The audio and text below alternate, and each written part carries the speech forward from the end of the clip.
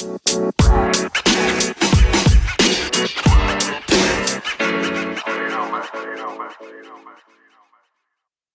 now listening to the Contemporary Equity Podcast with your host, Garen.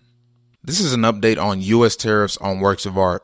Beginning September 1st, 2019, as part of the ongoing U.S.-China trade war, the U.S. implemented customs tariffs of 15% on the import of Chinese works of art, including paintings, prints, antiques, and other related works.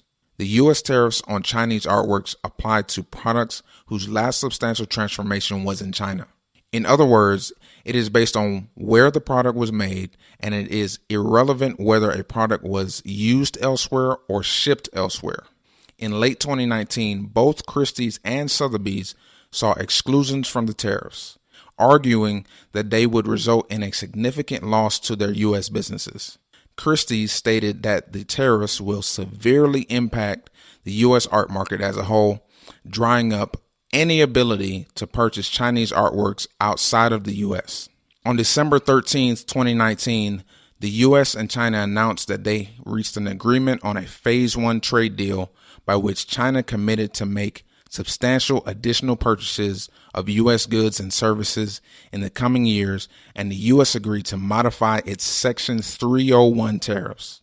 Pursuant to this Phase 1 trade deal, the tariffs on Chinese origin artworks have been reduced to 7.5%. The U.S. also extended tariffs on certain European works of art.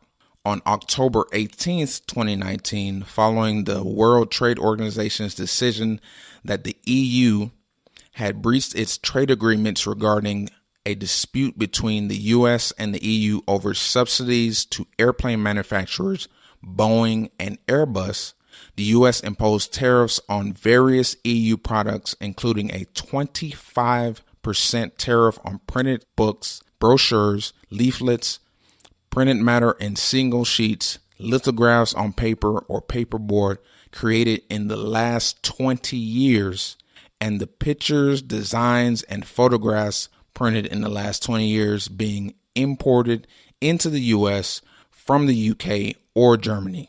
These tariffs will have a significant effect on the imports of prints and photographic works, which are an important part of the contemporary art market. Now, it's difficult to anticipate the long-term effects of these tariffs because they seem to be moving targets with little certainty regarding how long any one particular tariff will remain in effect and when a new tariff will be imposed on products from another country. However, these tariffs do remain in effect.